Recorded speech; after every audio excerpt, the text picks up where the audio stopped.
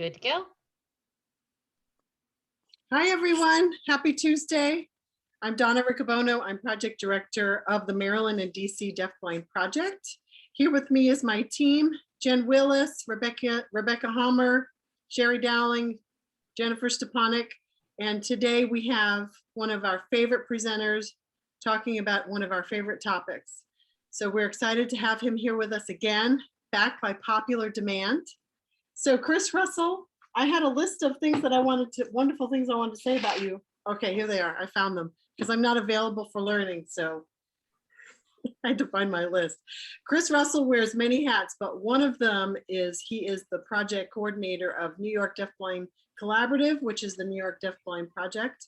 He also is a teacher at Hunter College, and he wears many hats, works with AER, president of that chapter. So Chris is around. He's a certified teacher of the visually impaired, and we are honored and blessed to have him as part of our Deafblind network. And he has been very busy. He has authored a few things. One of them has been co-authored with our own Jennifer Willis on CVI and AAC that we've been presenting on quite often also throughout this year. So before Chris Russell starts talking and introduces himself a little bit more, I just want to make sure that everyone has their camera off and their sound muted so we can all hear Chris Russell. Today's webinar is from 3 p.m. to 4:30 p.m. Please feel free to ask any questions, just put it in the chat box. And Chris Russell, are you okay? Do you want us to stop you? We'll monitor the chat box. Okay. So go ahead, and it's ongoing. Just if you have a question as Chris is talking, please put it in the chat box and then we will read it to him. And also any other questions or concerns, please put it in the chat box as well. We will monitor that. At the end of the presentation, there will be an evaluation. Please complete it. We love to hear feedback from all of you so we know what it is you're looking for, what other types of training, and we can put it together. So we just need to have that information from you. So the evaluations are important to us. Okay, Chris Russell, are you ready? Today's topic, supporting availability for learning for students with cortical visual impairment and significant cognitive disabilities. Thanks for being here, Chris. This is Chris. Thank you so much, Donna, for the lovely introduction. And thanks to Donna and the whole team for having me again back with you. Yes, I will. Let me just share my screen and get started. Let's see.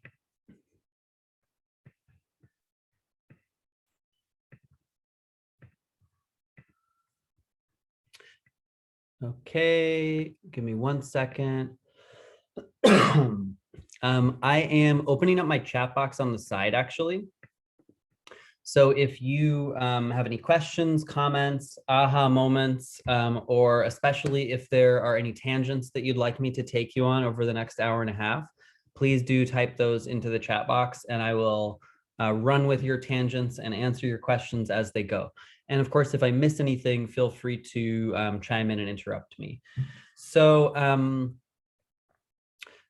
want to talk just a little bit about sort of the idea behind this before launching into it. I always have way more content to cover than we have time in which to cover it. So we'll get through as much as possible. Might kind of jump around a little bit, but I did include everything in a PowerPoint slides, which I'm more than happy to share with anybody who would like a copy of them. You're also welcome to reach out to me. There's my email address below as well. So first I want to just say, we're not going to have time to do like a foundational CVI overview. So I'm sort of half assuming that everyone in the room has at least some background on CVI, and based on the amount of work that you all do on CVI in Maryland, I know there's folks from outside of Maryland too, but based on the amount of work that you all do on CVI, I'm guessing that you probably have that foundation. So we'll cover a few of those foundational pieces. If there are things that I refer to that seem like a little bit specific to CVI that we don't have time to cover, Feel free to ask for clarification in the chat box, and I can kind of quickly summarize what that's about. What I've found is that this is sort of a topic, this idea of availability for learning, and a term that gets sort of thrown around loosely as if it's a vague term that sort of generally means readiness or attending, availability in terms of the student is looking or listening, which of course becomes problematic when you have students that don't exhibit traditional or conventional looking and listening behaviors. Students with CVI, students who are deafblind, who maybe have CVI and hearing loss or are deafblind from other ocular conditions, as well as just students who struggle to maintain equilibrium, internal as well as sensory and behavioral equilibrium throughout the day. And we'll come back to that word equilibrium in terms of what that means on a biophysical level as well as on an environmental level for a lot of our students. And that's not just the students with CVI. So while I want to take this through the lens of cortical visual impairment and talk about what's unique for kids with CVI, I want to share with you some resources and ideas that I think may be appropriate to many of your students and really maybe just to people in general and to students in general. Some of the more technical stuff is involved in making this term, which is used quite vaguely, availability for learning, much more specific and measurable. And if it can be specific and measurable, then we can assess it, and we can, which we love to do, right, as educators, and we can come up with quality interventions that are deliberate and not just sort of informal. Okay, so let's just jump right into it. I said I'm not going to do a foundational overview of CVI, but I want to just refresh and remind you about the specific CVI characteristics, which are going to help us think about, well, what does this mean in terms of promoting availability? What do the impact of the unique behavioral characteristics have on availability for learning? And how can adaptations to these characteristics influence the student to be more available? Color preferences, need for or attraction to movement. And of course, these things look different as the student advances along the range of visual functioning, the CVI range, but it's still the same characteristic. Difficulty with visual latency, okay, a visual processing delay. Visual field preferences, and I want to reinforce and emphasize that these are field preferences, not losses. A field loss is a field cut, where a student does not have access to information in that field at all.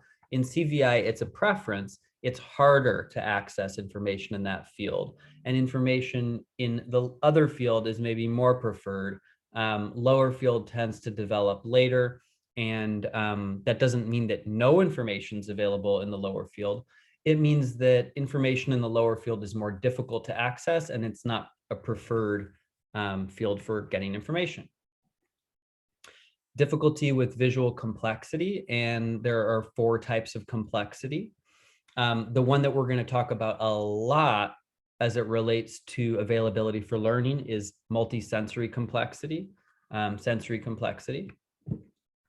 Complexity of targets. One target, say the little yellow duck in the middle, is much less complex than this little wind-up toy on the lower left side. Complexity of the array, which also definitely has an impact on a student's attending and ability to visually show availability for learning. Okay, but that's not the same thing as overall internal equilibrium and biophysical impact, where something in a complex array, whether it's 3-dimensional or 2-dimensional, may be harder to access visually, as opposed to pulling that item out and putting against a less complex background where it pops out. Okay, need for or attraction to light, which is not just light gazing, but also further along the range that light enhances attending and visual fixation. And backlighting or illumination makes it easier to focus on materials. Okay.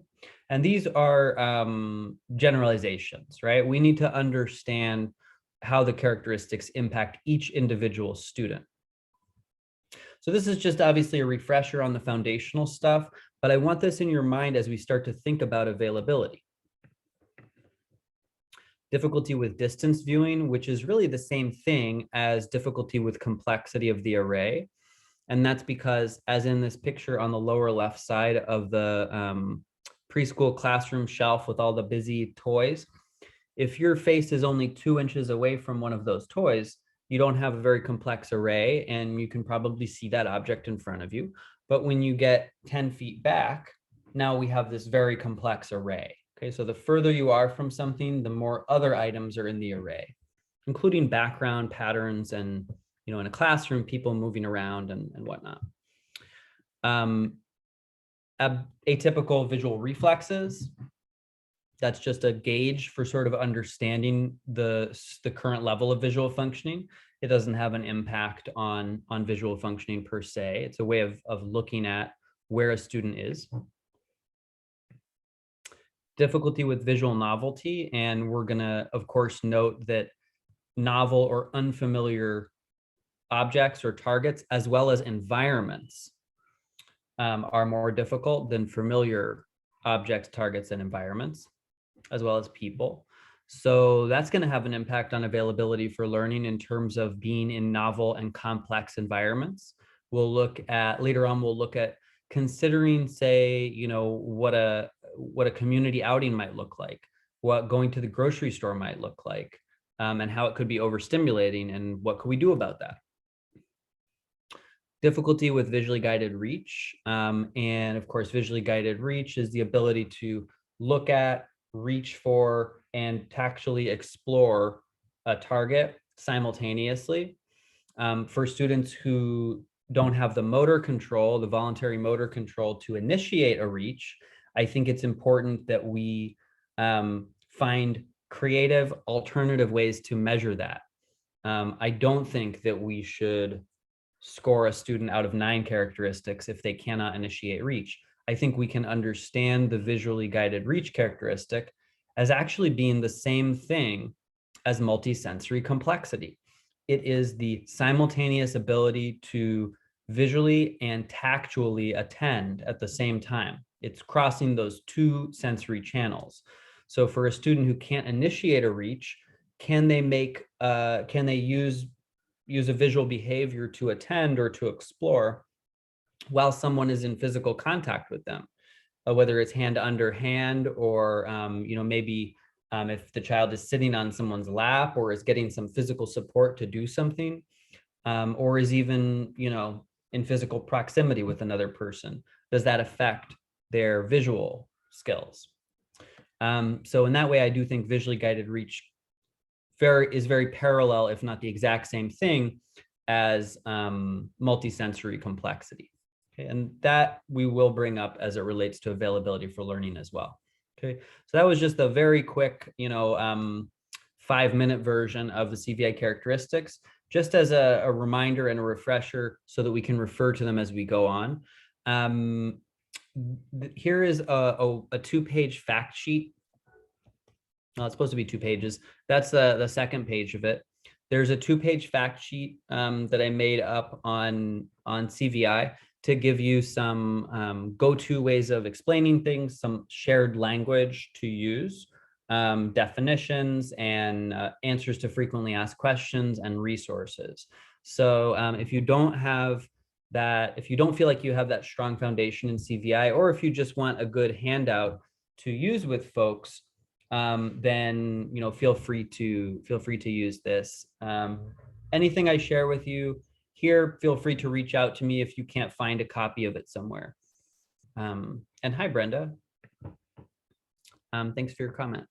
Okay, so availability for learning, of a kind of vague, open-ended term that I think we throw around a lot in education. And we don't think of it as being something specific and measurable. We think of it more as an informal way of saying the child's ready to learn, right? And what does that actually mean?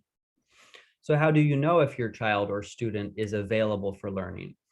How can you tell that the child is alert, especially when we have children with complex healthcare needs and, say seizure disorders, limited voluntary motor control, and so on. A child who may not even, sometimes you may not even know if the child is awake or asleep. How do you know if the child is attending if they're not attending visually? How do you know that they are responsive or responding if they don't respond in conventional ways, in ways that are easily recognizable to people? How do we know that they are processing information? That's hard. And how do we know that they are retaining information? If they can't show us that or tell us that in conventional ways that we, would otherwise look for our students who have expressive communication that is understandable to a greater number of people. Okay. And if you're a special educator in any role, I'm sure that you are familiar with this challenging aspect of our work when you work with students with complex communication needs and complex healthcare needs, as well as multisensory challenges, that we sometimes we don't know if we're doing the right thing because we're waiting months and months and months to see progress, to see, oh, what I've been doing actually makes sense. And what I've been doing has actually been working for this student. And we have to create these routines that we practice over and over and over again. And then suddenly the student shows you in some way that they understand and that they are making a connection. Okay. So that's obviously a challenging part of our work. And we need to think about more clear ways to be able to tell, are we doing the right thing? Are we teaching to a student who is maximally available throughout the day? So let's take a step back and just think about, well, before looking at any of those questions, what is learning? Learning is physical change in the brain. What we see here is a sort of like a screenshot, if you will, of like a micro MRI, an fMRI. And what we're seeing here is all of these neuron synapses connecting in the brain. And that very bright place, that very bright point in the sort of in the middle there, is a place where neuron synapses are interacting and connecting and creating stronger connections. This image is basically a proof that routine-based learning works. Because what we're seeing here is that the channels in the brain, the neuron synapses in the brain that are used frequently are the ones that are brighter and stronger. The more that those signals and messages go through the brain at those connection points, at the synapse point, the stronger the protein sheathing, the myelin sheathing around those synapses gets. Okay, around those pathways gets. So, and those really strong points are points where multiple connections are being made, right? So of course we can't tell by observation if this is happening on a neurological level. We have to be able to tell on a behavioral level. Of course, that's what CVI range assessment is, right? It's looking at places where we're observing actual physical change in the brain, neurological development, and strengthening of pathways by being used. That's why whenever we're working towards making progress in visual processing, we are targeting intervention at the student's current level of visual functioning. We're not going above their current level. We're trying to give them more practice doing the things that they can already do so that those pathways get stronger and stronger because they're being used more and more. Okay. So once you know what a student can do, keep doing it. And then you'll see that the student's getting stronger at doing it. And then you'll see that the student is suddenly doing more things that they weren't doing before. So because we can't, do a live MRI of our students while we're working with them, and not that that would be that helpful anyway, what can we do observationally to understand if our student or our child is learning. There are some ways to think about this on a sort of elementary level, on a beginning level. What are the foundational examples and manifestations of learning? And then these kind of grow into bigger practices too, and bigger things you can observe.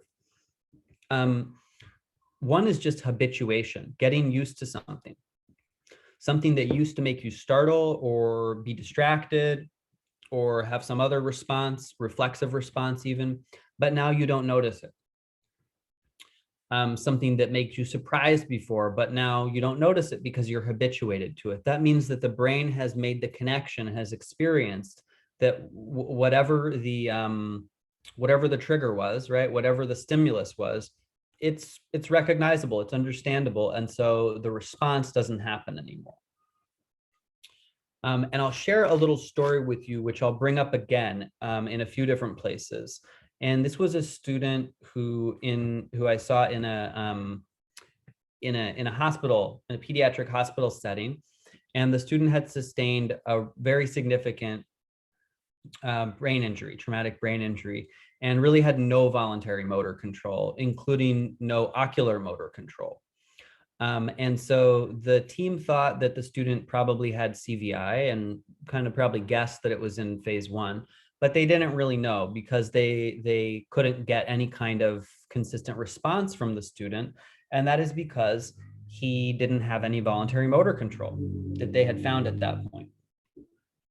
So, so I kind of came in to try to see if I could figure out some things, CVI wise. And I brought in my, CVI bag of tricks and all of the glow sticks and the pom-poms and the slinkies and the light up toys and everything. And I tried everything. And I was almost at the point of saying, I'm really not sure what to do here. And I don't know. I don't know how to assess this student because they're not even having ocular motor responses that I can attribute to, to reaction.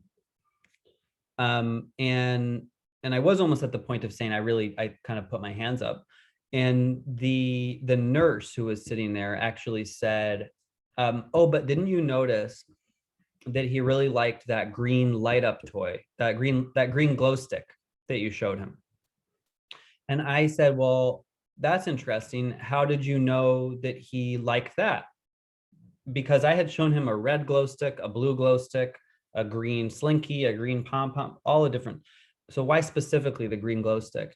And she said, oh, because I noticed that his heart rate went up every time you showed him that, because she was watching the heart rate monitor. And sure enough, when I tried all of those things over and over again, I found absolutely correct, consistently, he was responding to the green glow stick, not the red one, not the blue one, not the green slinky, not the green pom-pom, just the green glow stick with an increased heart rate. Now, I don't know if that means that he liked it. It's a pre-intentional response. It may mean that he is frightened. It may mean he's excited. It may mean he is anxious. It may mean he's surprised. It may mean he likes it. It may mean he doesn't like it. What I do know, though, is that it means that he sees it. And I can use that as a starting point for a CVI intervention. And I can know that he's learning one way or another, because over time, if I show him that green glow stick consistently, and I don't mean like all day, but if I make that the beginning point of my CVI intervention, what I'm looking for is habituation. What I'm looking for is that over time, that green glow stick won't make him excited or startled or distracted or whatever it is that's making his heart rate go up. And his heart rate won't go up when I show him the green glow stick. But at that point, because I know how kind of CVI works and CVI intervention works, at that point, I'm going to start expecting that he's going to be seeing some other things that he didn't see before. So now maybe the red glow stick will make his heart rate go up. Or now maybe the green pom-pom will make his heart rate go up. And we can kind of take it from there. So even that student, everyone who worked with that student thought, we really don't know what to do with him. We found a starting point, right? And that starting point targeted a combination of a CVI intervention and an availability for learning intervention, which had to do with developing habituation skills. And we'll come back to that because I think it's an example that we can take in a couple different directions, especially for kids with really the most profound and complex needs. Another early form of learning is association, and the spoon and pudding example is what it sounds like. When you show the student the spoon, because of association, they expect the pudding, right? Because every time the spoon comes out, it comes along with the pudding. What you're looking for is some sort of shift in state that indicates anticipation, and that can be unique to the student. Okay, it could be heart rate, it could be flushness of tone, it could be breathing pattern, it could actually be orienting and looking, it could be moving a limb a little bit, but whatever it is, it's anticipation. Okay, and involve the family in identifying anticipatory cues and behaviors, because the family knows what those cues are, and the family probably knows exactly what they mean, whereas the educators who don't see the student as often might be going around in their heads, what does this mean, what is the behavior? So ask the family and involve them in that process. Now, once you have habituation, association, and then you're showing that with an anticipatory shift, then you can inject the element of surprise, right? Now you've got your routine and you can sabotage it. You can change things up. You can bring out the spoon and not have it associated with the pudding, have it associated with something totally different. And, you might elicit some anger at this pudding not being there, but that's an opportunity to build communication and other learning. Okay. And I didn't make all this up. I borrowed it from the great Robbie Bleha, and a lot of this stuff is on the Texas School for the Blind and Visually Impaired website. I'm just synthesizing it and bringing it into this, into this context. So that anticipatory shift is also called an orienting reflex, a reflexive alerting to significant things. It's a shift in state, and it looks different from student to student. It is not a defensive startle.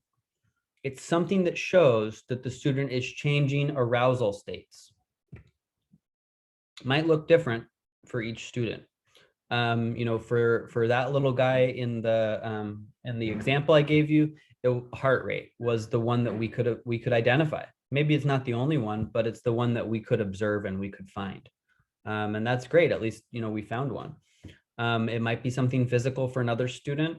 It might be visual. It could be another pre-intentional behavior. And again, involve the family. Okay. So when are we not learning? And here's my little cartoon versions of myself. We're not learning when we're stressed, when we're stressed out. There's some inside jokes in there, like looking at OSEP grant papers and stuff. We are not learning when we're stressed out, and we are not learning when we're passed out.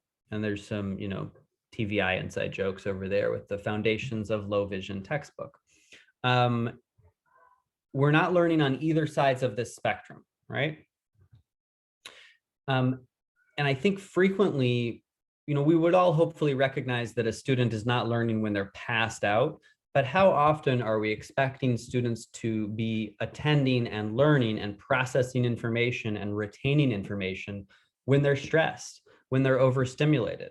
That's not a conducive time for learning on a neurological level.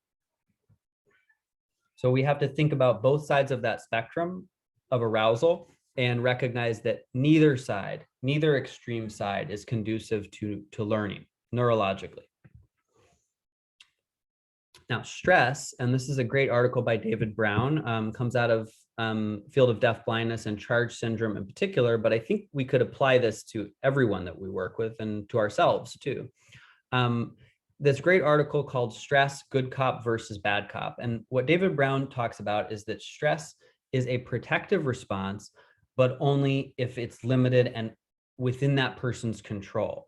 Now, if you think back to like your child development and child psychology coursework, and remember Vygotsky, right? And I hope I'm not traumatizing anybody, to think back on your grad school or anything. But Vygotsky talks about the zone of proximal development, right? The zone of proximal development means that the level of challenge is balanced by the level of skills and opportunities. Okay, so if the challenge is too high for the skills and opportunities, we're out of balance. And if the skills and opportunities are higher than the level of challenge, then we're bored, right? So we don't want to overwhelm a student and stress them out to the point that they don't feel like they can do it, and they're gonna, they're gonna freak out. And we also don't want to give a student too low of expectations, because then they're going to get bored and equally they're not going to learn. So stress is actually a protective response if it's at that balance, right? If it's within that zone of proximal development. Stress allows you neurologically, norepinephrine and other stress hormones that we release when we're stressed, actually promote brain development. We need stress in order for our brains to grow. It's about responding to challenges, taking on tasks, learning problem-solving skills, and so on.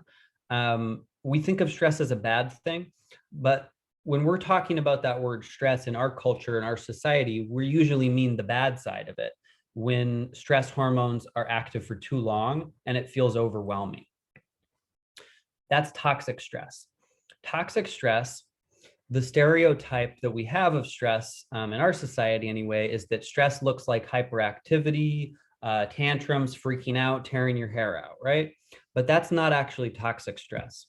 Toxic stress is shutdown. Toxic stress is exhaustion. And ultimately, the worst form of toxic stress is learned helplessness. Learned helplessness is the opposite of self-determination. Okay, think about that for a second. Self-determination is the feeling of, even though this is a new challenge in front of me, I've got the skills to take on this challenge. I got this, and I can advocate for myself. Learned helplessness is, I don't know how to face this situation that's in front of me because my experiences in the past have taught me that I can't do it. So I'm just going to shut down and stop trying. That's what we want to prevent at the highest level. Right? Learned helplessness has to do with that loss of the center of control. Okay, and we don't have to go on and on about this, but learned helplessness is categorized by stopping trying and shutting down, not by freaking out and being hyperactive and having tantrums and behaviors. That's not learned helplessness. I'm going to kind of like skip through this a little bit. It's just more about, protective factors against toxic stress. These are all of the good things that we want to be thinking about in general, right? The biggest protective factors against toxic stress have to do with responsive relationships and safe environments, okay, as well as social opportunities and other things that promote feelings of competence. There was a really awesome study in 2013 by Nelson and some colleagues, by Kathy Nelson and some colleagues, measuring cortisol levels before and after intervention of students with multiple disabilities, including some students who are deafblind. And cortisol is a stress hormone that your brain releases when you're stressed, along with adrenaline and norepinephrine. But cortisol is very easy to measure just with a little cotton swab of saliva inside the cheek. So it's a good way to kind of get a gauge on stress. Now, what they assumed is that kids with, what I think we all would assume, is that kids with the most severe behaviors, right, including self-injurious and aggressive, toward others behaviors, would have higher levels of cortisol, stress hormone, than kids who didn't have those behaviors. Okay, and what was really interesting about this is that the study actually found the opposite. The study actually found that students with more severe behaviors had lower levels of cortisol, and that is because behaviors serve as a coping mechanism against stress. Okay, this makes perfect sense. When you are stressed, when you're overwhelmed, when you're angry per se, when you're having a real freak out, what do you want to do? You want to punch a wall or break a plate or, I don't know what you want to do, scream. Those are release behaviors, okay? And those behaviors actually serve to reduce your cortisol so that they don't develop into toxic levels of stress. So I'm not suggesting that maladaptive behaviors are a good thing, but they are much better than learned helplessness, which is full on shutdown. So those behaviors are in fact a coping mechanism for stress. So what we want to do if kids have behaviors like that, we want to recognize that something is stressing them out and making them feel this way. And we need to find a way to shape those maladaptive and harmful behaviors into more functional ways of coping with stress and reducing whatever it is that's causing the stress. There was a really great study in asking this question. When is a child ready for an activity and what should we do about that? Which has to do with our way of thinking about availability in a kind of non-specific way, alert versus non-alert. So in this study, they surveyed like 300 teachers and they asked the teachers, do you prefer to teach students who are alert versus not alert? And unsurprisingly, 98% of the teachers said that they like to teach students who were alert versus students who were not alert. So congratulations, 98% of people have common sense and maybe 2% have some issues that we should discuss later. So that's great. We can all assume that we want to teach students who are alert. But what was alarming and interesting about this study is that almost 70% of those teachers reported postponing teaching due to non-alertness. So what does that mean? That means that if we have a student who's not alert, 70% of us are going to say, they're not ready for that right now. Let's come back later. But what if you have a student who's not alert for a large part of the day? What if you have a student who maybe is only alert for a 5-minute window in a 1-hour activity? Are we just going to come back later? And I think the answer to that question is no. How can we promote alertness when a child is not alert, rather than just come back later? And thank you for your comment, Lynn. And nice to see you there too. Really great to see you. Okay. So we can start to think about ways to answer that question. How do we promote learning when a child's not alert? Go back to thinking about multisensory channels, sensory access points. Now, we all have these various sensory channels, our tactual, auditory, olfactory, visual, vestibular, proprioceptive, kinesthetic, even gustatory, taste related, oral motor, which is also kind of like a combination of olfactory, gustatory, and tactual. Okay, different ways of taking in sensory information. And we can all think of different calming and alerting stimuli that impact those sensory channels. So start by just thinking about what calms and alerts you. And if you can, in the chat box, if you drive a car or have ever driven a car before, you've all had that experience where you start to feel drowsy when you're driving, right? And you don't want to do that, right? You don't want to fall asleep while you're driving. So when you start to feel drowsy and you start to feel your kind of head nodding down and your eyes kind of closing, what do you do to wake yourself up? Open the window, turn up the radio. What else do you do? Shout. Okay, talk, eat. Slow down. So that's good. Sing. There's always someone who says they smack their face. Hey, whatever works for you. Energy drink, maybe drinking coffee, drinking something cold, tap my leg, listen to the radio. This is good, right? A pretty nice array of different things that you do. Pull over, move the car, pull over for a nap. If you really can't do anything to wake yourself up, you pull over. Okay. Call someone. All of the different things that you just described that you just mentioned, they are all examples of alerting stimulus that fit into different sensory channels. Rolling down the window is an example of a tactual alerting stimulus.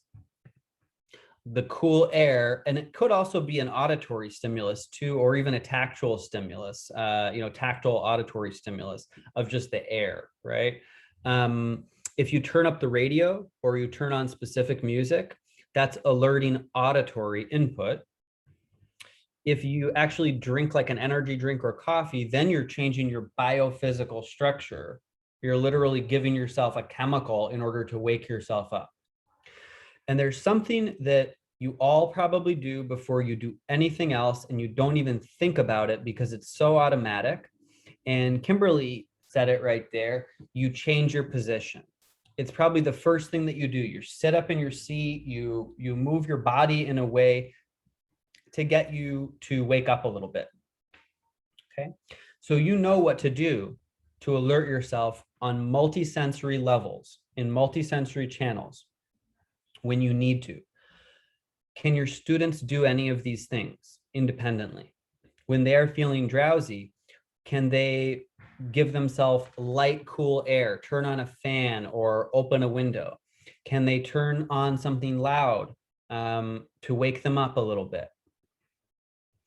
Students who have, what you usually deem as sensory seeking behaviors, hand flapping, rocking, consider maybe that they're doing those things to give themselves alerting or calming sensory input in order to be able to attend better. Okay. For students with CVI, they may need to look away while listening so that they don't get overstimulated.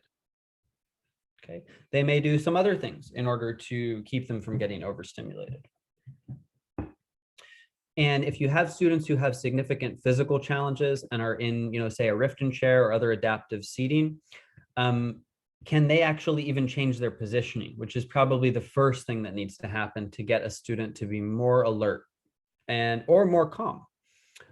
Also consider that if you have children who have other central nervous system disorders or other neurological processing conditions that kids with specific syndromes, chromosomal disorders might have, maybe neurotypical calming and alerting stimulus might not actually be the same for that student.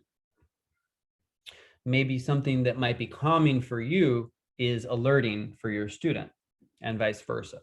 So it's important to get a good understanding of what the student's sensory preferences are, in addition to just what their visual profile is and what their visual functioning is.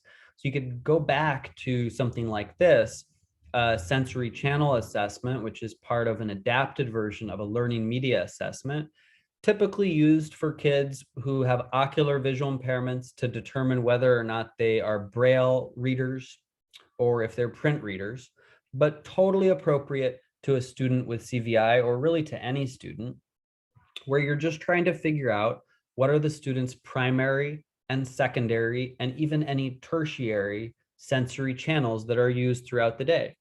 You're just recording behaviors, any behavior that you see, like hanging up the coat on the coat hanger. How did the student do that? They looked away and reached and felt around for it. So write that down, and that is a tactile behavior. Okay. Why is it a tactile behavior? Because it's too visually complex at the coat area. So it was too hard for it to be a visual behavior. So is that something we want to adapt, or is that something we want to treat as a tactile skill? Okay, so you write down all the behaviors, and then you just are looking at which ones are used more often throughout the day, which ones are circled more: visual, tactual, auditory, movement, or smell. This adapted sensory channel form is also good because it asks these types of open-ended questions like, what calms the child? You write down some examples, and then you circle, well, are those visual inputs, tactile inputs, and so on. What alerts the child, what stresses, what overloads. Now imagine children with CVI, what overloads the child is probably going to be some visual overstimulation, maybe some multisensory overstimulation. Okay, what are their favorite toys, and so on. So this is a good way to kind of start that conversation. Also, you could look at the likes and dislikes form that is on from the Washington Deafblind Project, the Washington Sensory Disability Services. Yes, you can have a copy of anything that I share here. If you can't find that online, you can always email me and I'll send you a copy. But you should be able to find that online. This likes dislike form is really good to get a good preferences profile on a student. I like this form because it covers a lot of different areas, right? It even covers self-stimulation as a preference, right? Not treating it as a maladaptive behavior. It's a way of accessing a preference. So we're looking at this and we're trying to think, well, how does this relate to sensory channels? And then on the other page, it's the dislikes form. No, I have not seen the Every Move Counts assessment. I would love to see that though. Cool. Yeah, definitely. Is it easy to find online, or if not, can you share it with me? Cool. Some other people say that's good too. Yes, this is basically a sensory profile that you're doing, but you're doing it with in mind of the impact on availability, the impact on alertness, whether that is calming or alerting. So how might all of this stuff be different for kids with CVI? Well, first of all, multisensory complexity has an impact on all of the other characteristics. And I think this is an overarching, overriding characteristic of CVI and has an impact throughout the day, especially has more of an impact even functionally as a student improves in their visual functioning, and even well on into phase 3, maybe even more so. Because as a student improves in their visual functioning with regard to CVI, that means that they're using their vision more throughout the day. And so they're going to be more prone to getting overstimulated and to burning out, right? And to exhibiting those, CVI meltdown behaviors. But it does impact kids in all phases. In phase 1, we've got kids who have a limited use of vision throughout the day. You have to plan targeted times to look. So that means that any vision intervention is going to have reduced multisensory complexity, environmental complexity, increased control of the environment in phase 1 for anything visual related. Anything that is not anything that is not a visual goal or a visual activity, don't expect vision in, because the student's not going to be using their vision when the environment is more complex. In phase 2, we're kind of in that in-between stage, right? Where the student can use their vision throughout the day, but only if the right adaptations are in place and only at targeted points in the routine. Of course, there's a difference between early phase 2 and late phase 2. And that major difference is that kids in early phase 2 are not making eye-to-object contact. They're not fixating on things. So they're going to need, targeted interventions, things to look at specific points throughout the day, but it's only going to be a brief look. Whereas in later phase 2, they are making eye-to-object contact. They're visually exploring a bit more, and they're using their vision at an increased amount of time throughout the day. So we're going to adapt more, and we're also going to expect that sensory complexity is going to impact them more. And as I said, in phase 3, the students using their vision for learning all throughout the day. And they're visually curious. They're looking around and exploring. So we're going to see a spike in CVI meltdowns, these sort of like, the student's burnt out and is going to have, a tantrum, whatever that looks like for the individual student. Or they're just going to be overstimulated and burnt out. That means that visually taxing activities that require intensive use of vision, like anything with two-dimensional materials, reading, writing, math, anything that, using a communication display that is highly busy is going to need to be planned accordingly.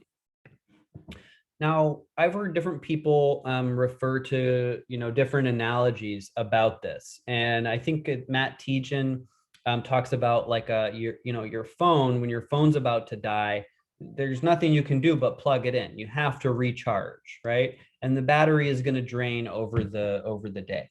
I like that analogy a lot. The analogy that I like to use that kind of fits the way that I think about it, and what I've observed in a lot of different students, is that it's more like a thermostat, okay, like a thermostat on your car. And you have to recognize that once it gets into the red area, once it gets into the red zone, because you've been pushing it and pushing it and pushing it, you can't stay in the red zone for very long before you're going to burn out. And once you're burnt out, that's it. End of, could be end of day, definitely end of activity. So what can you do? You can look at the student throughout the day and kind of have a gauge and think, what I'm doing now is really pushing up towards the red. So now I need to cool back down, right? And it doesn't mean stop completely. A visual break or a sensory break, it doesn't mean, do nothing or like, hide under a blanket. It means no visually taxing activity, okay, until we've got some time to cool down. And I can't give you an amount of time because that is individual to the student. Once you get into that red zone, you've got to cool down, otherwise you will have a burnout. Okay, complexity of the sensory environment involves external factors and internal factors. And we've got to look at both. External factors can be things like lighting, the noise, the temperature in the room, and think about, alerting, calming stimulus. When it's a little too warm in the room, you get drowsy, right? When it's a little too cold in the room, you get kind of like uptight and shivery, and you're probably not going to fall asleep. But it's also equally hard to focus. Positioning and trunk support are huge. Direct interaction and social interactions are sensory overstimulating. They're great, but they also have to be sort of considered as part of that picture. And then there are internal factors that we may or may not have control over. The student's tired, hungry, they're in pain, they're experiencing the side effects of medication like seizure meds. The student has to take seizure meds, and the seizure meds make them pass out for 2 hours. So what does that mean? It means if the student takes the seizure meds at 8 a.m., right before they go to school, they will be passed out from 8:30 to 10:30. And maybe that's not avoidable, or maybe it is. We know that the student has to take the medication, but do they have to take it at that time? Can it be instead administered by a school nurse at the end of the school day? Or can it be administered when they get home so they can take a nap after school? And so on. So if it becomes a problem for availability for learning and, a lot of the school days being wasted, then you do have to go even down to thinking about this biophysical plan. And emotional, right? When you're not feeling well, you're really not available and attending. When a child with CVI is not feeling well emotionally, for whatever reason, it may actually show up in their vision. Okay, that's unique. The OHOA, Open Hands, Open Access intervener modules have a lot of really good information about availability for learning for kids who are deafblind. And I borrowed this graphic from them because I think it summarizes these internal and external factors. It kind of expands on that. And it also has this good kind of like, graphic analogy of, a scale. And we're kind of balancing those internal, external factors and figuring out, what promotes a sensory equilibrium.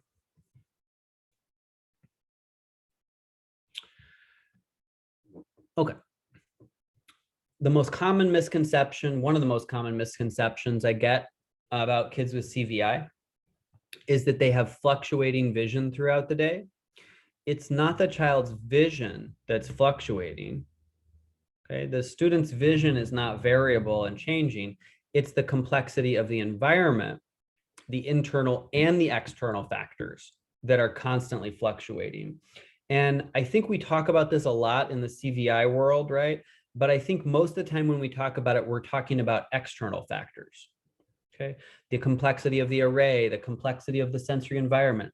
But I want to think now too about internal factors that are influencing the complexity of the environment. How the student's feeling, the amount of sleep they got the night before, the impact of medication. Those also impact multisensory complexity and environmental complexity. And therefore, they appear to have a fluctuating influence on vision. But again, it's not the vision that's fluctuating. The vision and the visual processing is staying the same. It's all those other factors that are making it harder for the student to use that vision in a meaningful way. Okay, I'm not going to spend too much time on this because you can watch an entire webinar on this and you can go and read the book. But I just want to point to this tool, this sensory balance approach to learning media planning, developed by Dr. Roman and Matt Tejan, which is a great way of figuring out which sensory channels should you use in which activities. And it's like an alternative almost to a learning media assessment for student with CVI. It's looking at the combination of all those different channels and identifying what are the most visually taxing activities in that student's day and what adaptations or accommodations are needed to support them in the visually taxing activities, as well as in the non-visually taxing activities. This is to remind you that multisensory overstimulation is an observable thing. You can observe that kids are overstimulated if you're paying attention. And, it's usually pretty obvious. The student's making a face like the one that this cat is making in my favorite YouTube cat video of all time. If you want to watch that, you just look in YouTube for cat can't handle flower on head. Usually we can tell that a student is stressed, overstimulated, about to have a meltdown, if we're paying attention. Okay, also, Matt Tejan's What's the Complexity Framework deals with this issue as well. A balanced activity and a balanced schedule, okay? And he's got tons of good information about this. There's a great explanation of all of this on the Pediatric Cortical Visual Impairment Society website, pcvis.vision. And including these graphics are on the PCVIS website. And it's looking at that balance between what level of complexity in the environment is happening and can the student handle, right? This kind of minimal, moderate, high, extreme. And again, it's almost like this thermostat analogy versus how complex is the task. And he breaks these down into many different ways of looking at the complexity of task related to the CVI characteristics specifically. There's a really great way to start to kind of tease out what is too much for my student. Okay, so could we have like a sensory balanced thermostat? I mean, that's kind of what what's the complexity framework is, but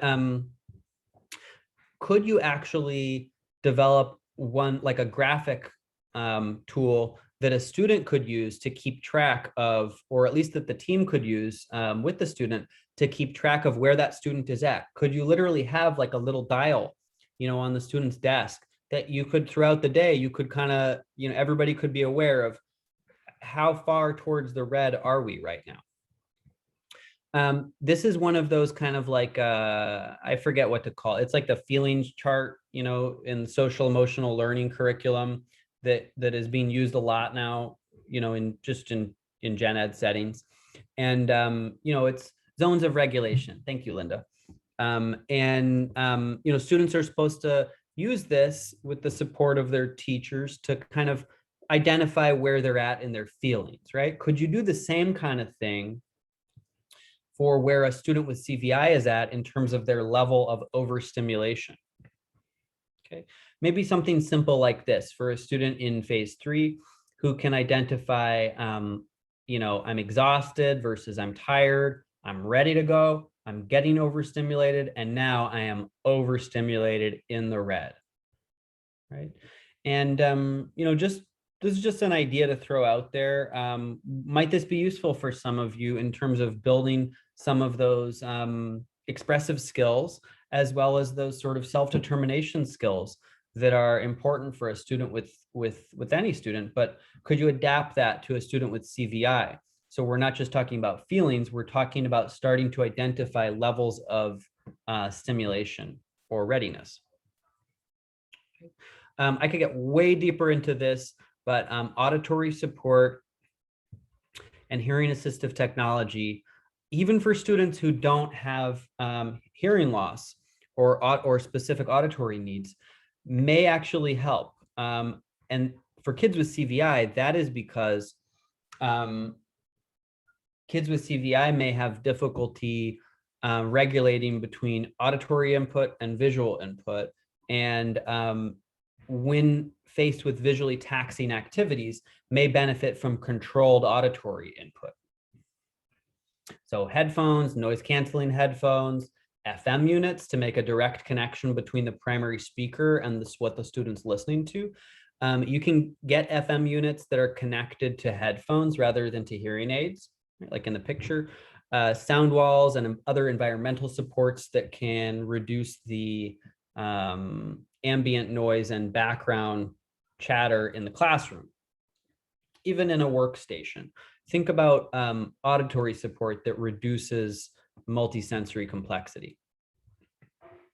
All right, so now let's get right into this assessment process and thinking about what we call biobehavioral state assessment. States refers to the condition of the person, so like the arousal level of the student. Where is that student currently at? From passed out to stressed out or freaking out. Biobehavioral refers to the biophysical, biological, and the behavioral or environmental influences on that child's state, the internal factors and the external factors, including the biophysical internal factors, which I think we often forget. Okay, this is biobehavioral, internal, external. Now there's different ways of measuring that. The two most common ones are through the Carolina Record of Individual Behavior, and then through the work of Doug Guess and colleagues in the late 80s and early 90s. Now, what I realized is that nobody had really touched a lot of this work since like the 90s. And I think this was like a big approach that was used for kids with significant, severe and multiple disabilities, as they called it, in the 80s and 90s. And looking at this work, I realized that it was still super important to our students, and that it also had an application to kids with CVI specifically. But definitely to kids with multiple disabilities and, sensory needs. So whichever one you pick, they're basically the same. They're pretty parallel. But what we're looking at is basically a scale from totally passed out to completely freaking out, stressed out, right? From deep sleep to uncontrollably agitated. And you have all these states in between. Deep sleep is like really passed out, dreaming, REM sleep.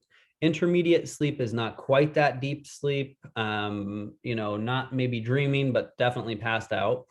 Active sleep is that state where you're kind of in between, and you might wake up, you might fall back asleep, you might not really know, am I dreaming or not? Maybe you hit the alarm or whatever. You're kind of in between. Drowsy is what we mentioned, kind of like nodding out. Quiet awake is where you're probably mostly at right now. If you're not drowsy or passed out, then you're like right here with me and attending, kind of like it's a little bit more passive than that next state, which is active awake, sitting at the edge of your seat, ready to go, amped, totally focused, engaged, right? Which I don't expect anyone to be doing on a webinar, except for when I show the cat videos. Then there's fussy awake, where you're starting to get a little more, overstimulated, maybe you're hungry, maybe you're thinking about something else, and you're like, all right, wrap it up, Chris. And then there's mildly agitated, right? A little more like kind of like really on the verge of not being with me at all. And then uncontrollably agitated, freaking out, temper tantrum, throwing the desk, and kicking and screaming.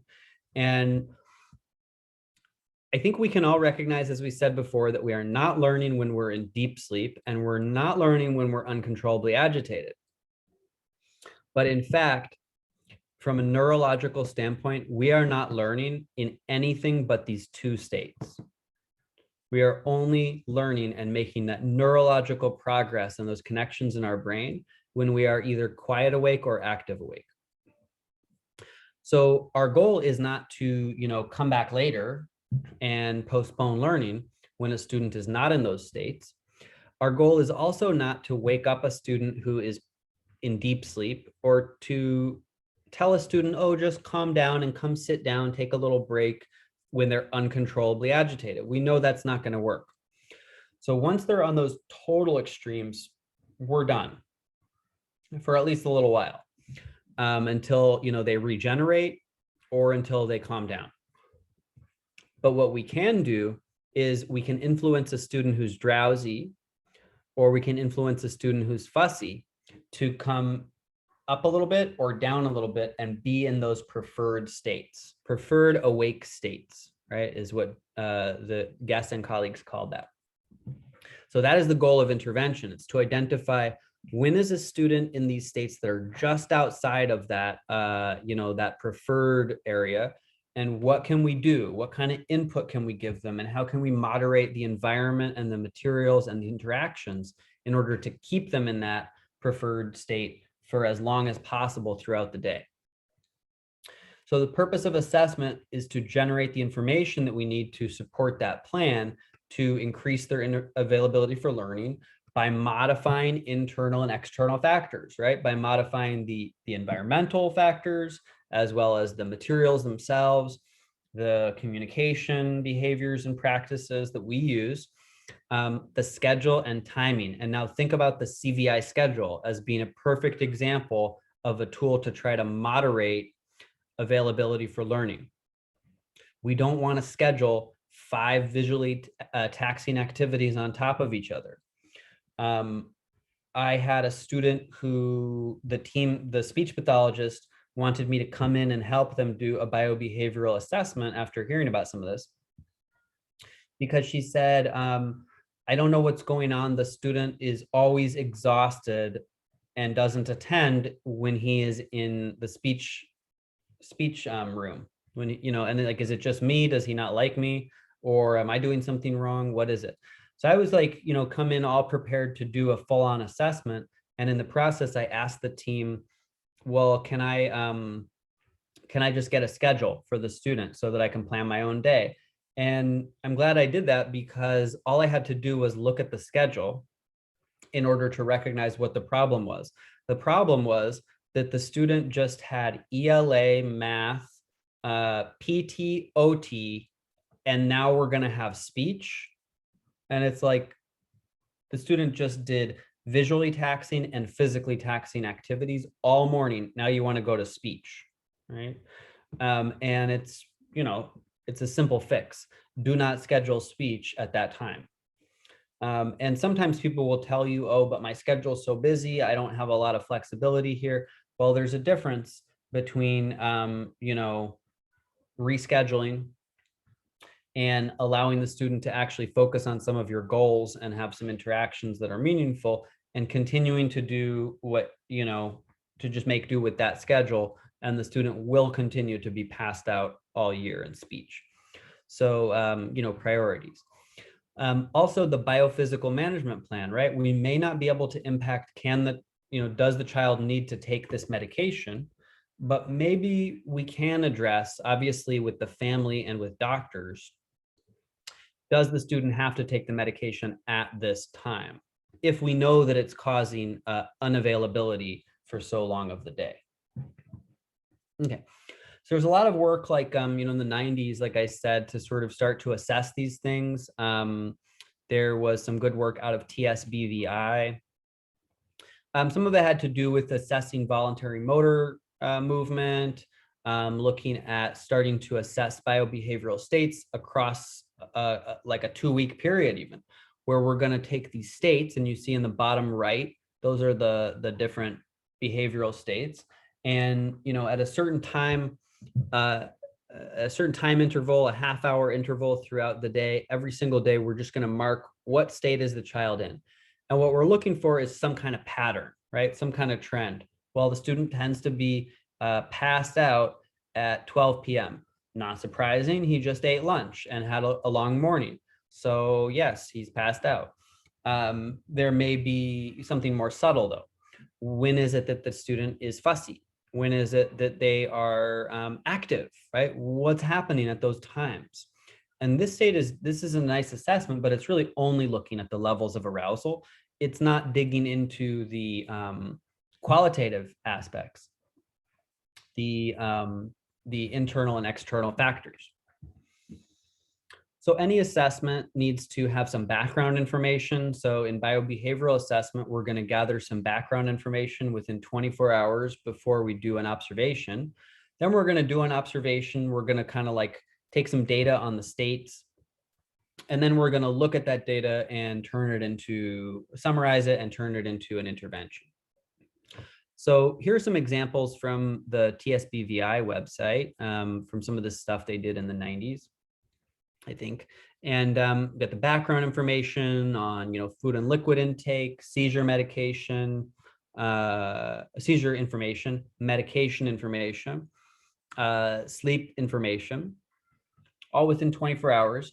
And then we've got the observation itself. And we've got in this one, we chose a 15-minute time interval. It could be any time interval that's relevant to the student that shows those changes in states.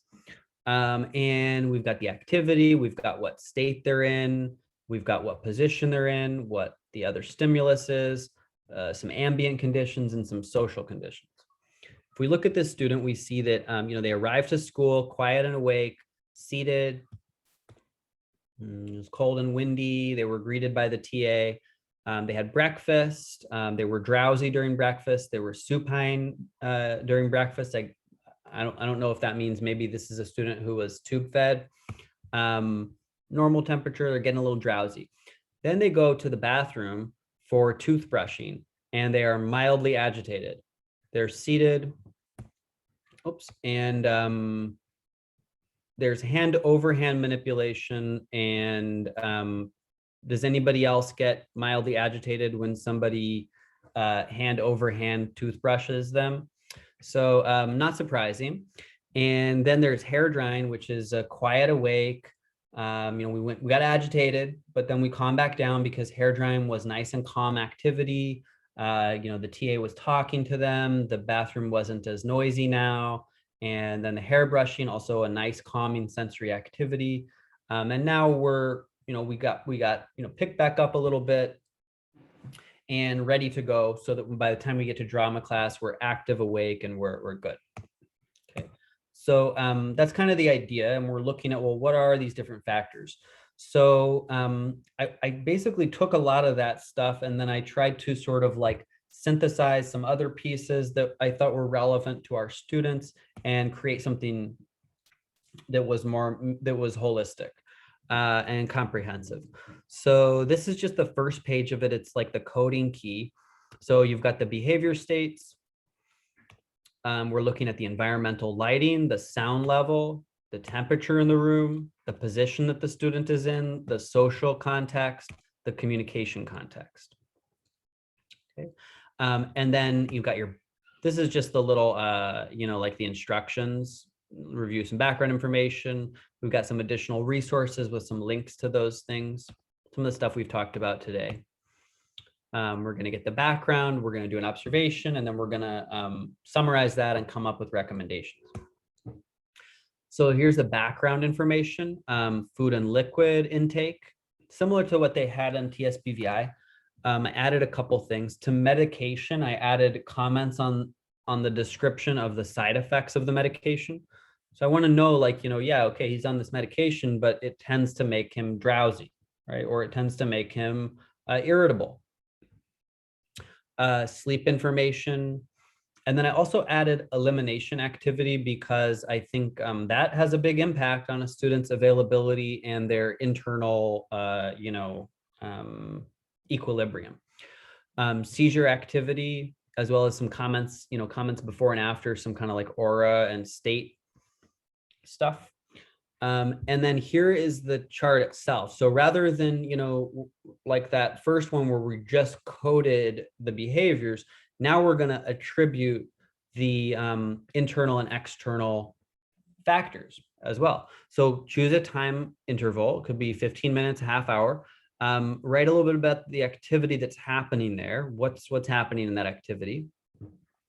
And then you just go across here and circle what you're observing. What's the behavior state? What position is the student in?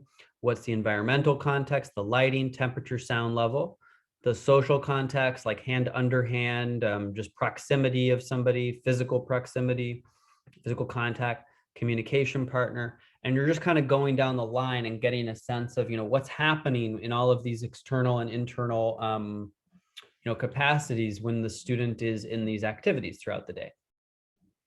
Well, other thing I should mention is that all of the research on biobehavioral coding of those states, it shows that if you have a basic understanding of what those behavior states are, drowsy, alert, agitated, whatever, if you have a basic idea of what those terms mean, there is very good inter-observer reliability for scoring those. So anybody can score this pretty reliable. If they know what those states are, they know what they're looking for. So you could fill this out. You could do as many pages as you want of this. And then in an informal evaluation, you're just looking at, in each of these different behavior states, do they tend to happen during specific times of day, in specific positions, in specific environmental contexts, in specific social and communication contexts. And then the recommendations for intervention are changes to the biophysical management plan, changes to the student's schedule, changes to the positioning, environmental modifications. A lot of that is like our CVI go-to things, social contexts, communication partners, communication interaction supports, and then actual materials and instructional routines, which would also come out in, in a CVI range assessment. This is just the same thing here. Okay, so let me just back up. We have like 10 minutes to go. There's a lot of stuff here on like interaction strategies, stuff like this. You guys have heard this a million times. So I wanted to get to a couple more maybe things that might be more interesting for you. Here's another little resource and tool to help plan positioning. I find this to be massively important for kids who have any level of physical adaptive need, any level of, physical adaptive need. So this is more like a conversation piece, a conversation tool for the team to get together and just talk about what the students' needs are. You could almost think of it like as a positioning schedule, as opposed to, you could even add this as a column onto the student's CVI schedule if you wanted to, but you're basically looking at the activity, what position you're recommending the student be in during that activity. For example, and I thought about this because I saw a student with CVI who was really having trouble attending to a reading instruction, reading sight words, when he was in a stander, right? Of course, because being in a stander is very uncomfortable for that student. So, stretching out his legs and being in that stander, it was so physically overwhelming that the visual skills and the visual attending behaviors were significantly impacted and reduced. So for the most visually taxing activities, maybe the student needs to be in the most physically comfortable positioning. For the least visually taxing activities, where we're focusing on auditory access, where we're maybe, not requiring as much visually, maybe then that student could be in, in the less comfortable physical positioning in order to work on those important, PT related goals.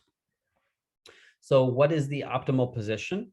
What is any physical adaptive equipment that is needed in order to achieve that, including, low-tech things like pillows, tumble forms, armrests, and so on?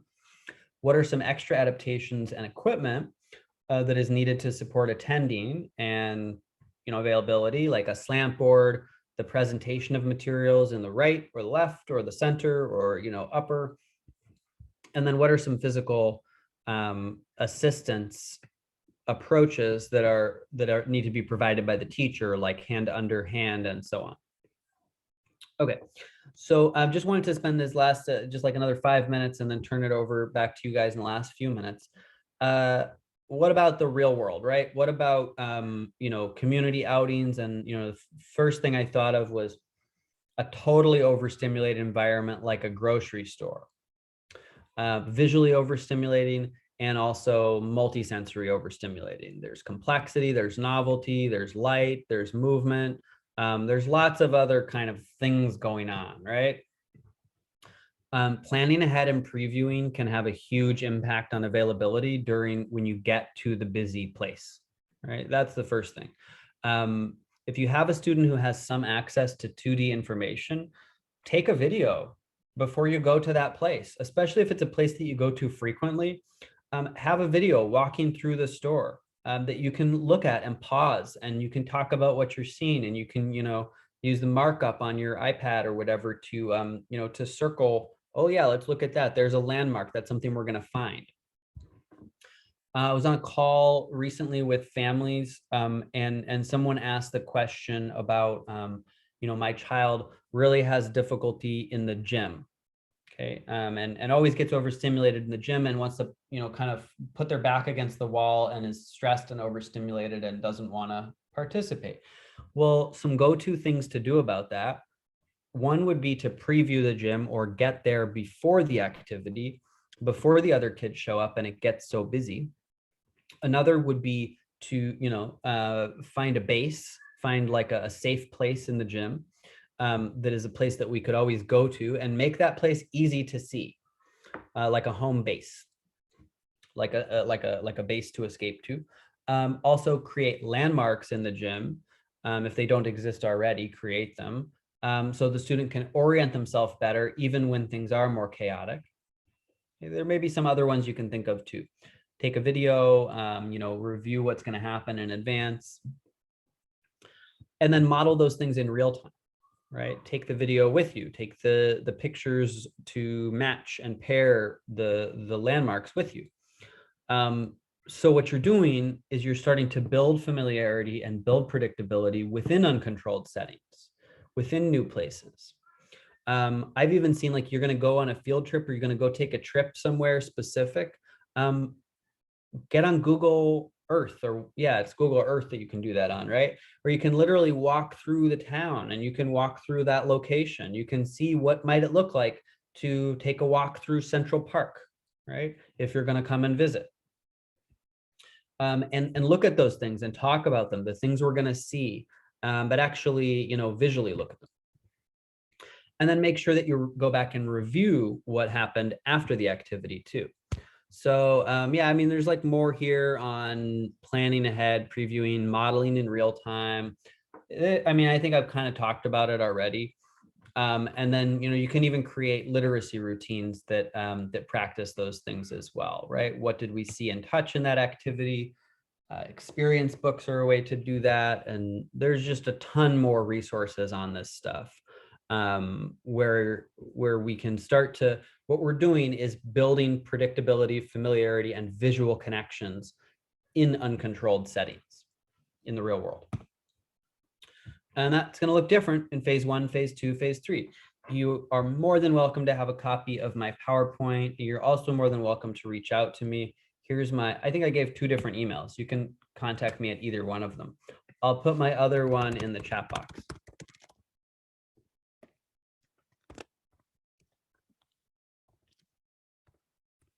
There we go.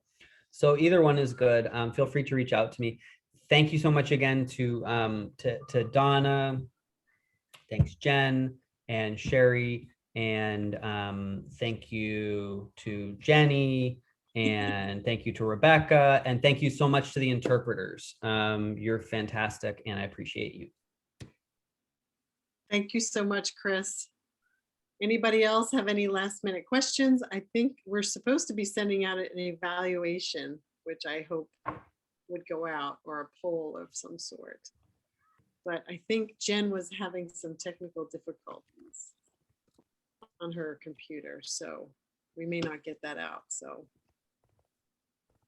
I'll give her a minute. If she doesn't do it in a minute, then that means she's still frozen.